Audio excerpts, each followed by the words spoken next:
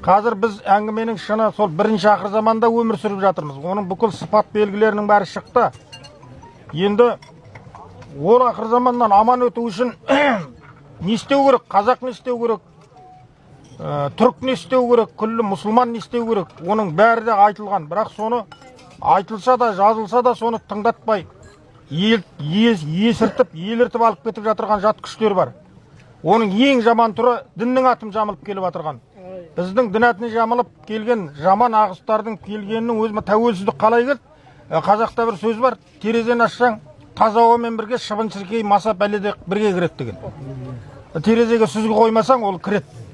Біздер кезінде сол сүзгіні қоя алмай қалдық. Себебі тәуелсіздік алған кезде біздің билік басында атқа мініп жүрген азаматтарымыздың бәрі атеистік қоғамнан шыққан азаматтар еді. Құдайдан азырақ қалған азаматтар болды, әңгіменің шыны. Сондықтан олар келер ұрпақ рухани, келер жаңа бос қуыс болмайды. Сол бос қуыстың орнын дін толтырады. Кейінгі ұрпақтың рухани ізденісі толтырады деген ой келмей қалды да, соның қырсығынан заңдарымызды дұрыс шығара алмай қалдық. Сол заңдардың әлсіз жеріне жаңағы бәлелер кеулеп кіріп кетті. Олардың ең бірінші құртатын, мысалы, мына үйді сақтап тұрған не? Үйді сақтап тұрған кереге. Сосын уық, сосын шаңырақ. Осылар бүтін болса, шаңырақ аман болады. Ал енді керегелеріңді жайлап, көгінен сөгіп, ыдырата бастаса, бір күн ана шаңырағың шатынап ортасына түседі, айтқан жерден аулақ. Ал сол сөйтіп біздің іргемізден бастап сөгіп бастады. Ол ірге ниет, ол ірге салт дәстүр деп аталады, ол ірге әулиелерге құрмет деп аталады.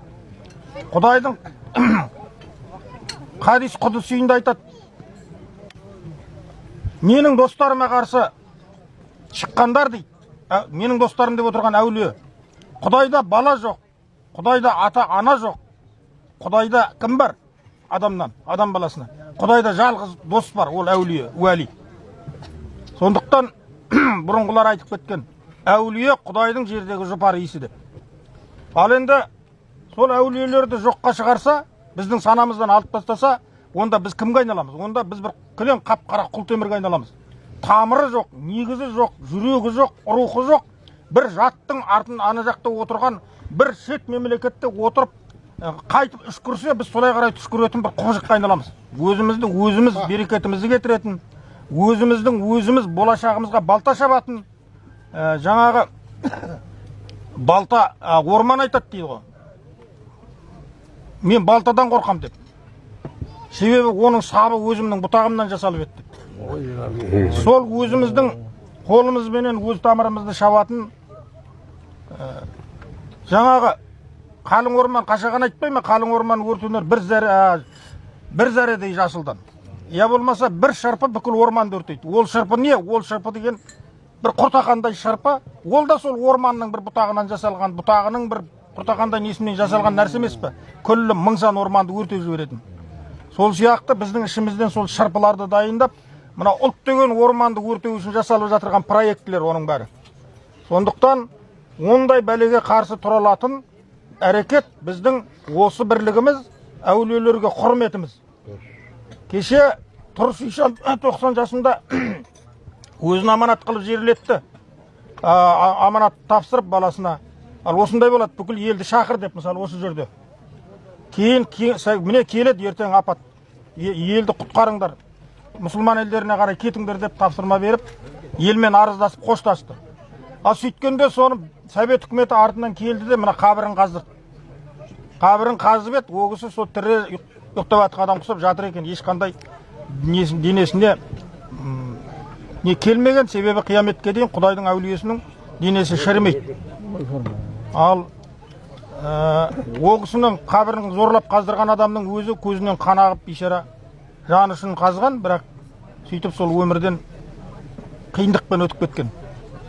Енді сол кісілердің шырағы сөніп еді, артынан жаңа құдайсыз мемлекет орнап еді.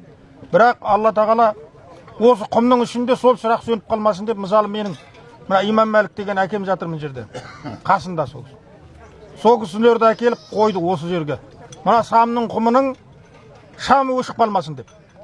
Көрдіңіз бе, кешегі 75 жылға дейін нағыз тоқыраудың түтеп тұрған заманына дейін осы кісілердің сәулесінің астында осы ел иманнан безіп кетпей, осы ел бүкіл ада күде шайтанға айналып кетпей отыру үшін сол кісілерді әкеліп қойды. Мен бұл осы жалғасқан нұр, ол Алланың нұры. Енді сөйтіп тәуелсіздікке жеттік, бірақ тәуелсіздіктің алдынан да осындай шырғалаңдар шықты. Кешегі 91 жылы тәуелсіздік алған, жариялаған күн 16 желтоқсан күні кешке Әбіш Кекілбайұлы ағамыз баяндама жасады. Сонда айтқан бір сөзі менің ылғи ергізде есімнен кетпейді. Бодандық бізді ұлтты қалай сынаса, бостандық одан да қатты сынайды деген.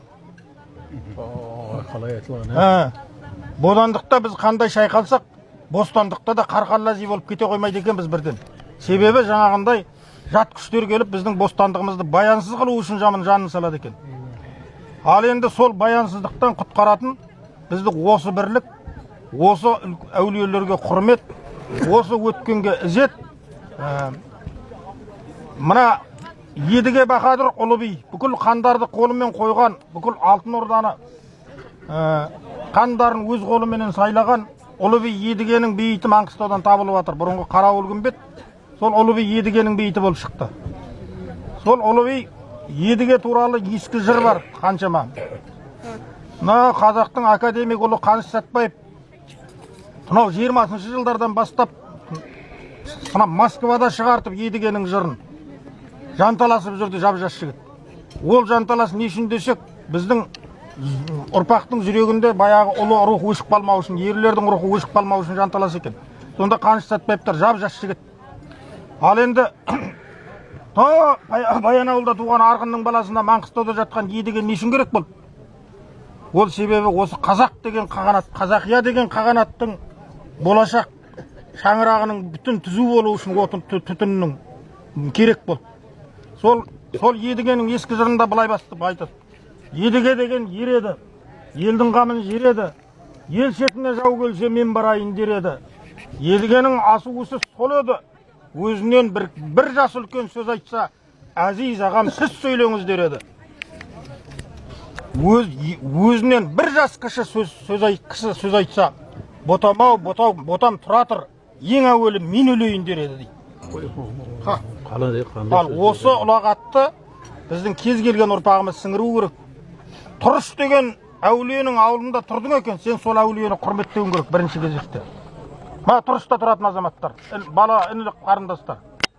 Осы кісінің атына бір сөз тигізбеу үшін өмір сүріп көр.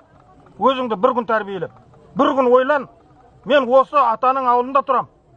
Осы кісінің атына мен сөз тигізбеуім керек деп бір күн ойлансаң, сені 1000 күн бағың жанады. Ай, рахмет. Сосын айтасың, сосын барып сен күллі қазаққа үлгі боласың сол кезде. Тұрыштың балдары төбелесіп жатыр десе, ойбай Тұрыштың балдары мас болып жатыр десе, Тұрыштың балдары наша шегіп жүр екен десе, қандай масқара.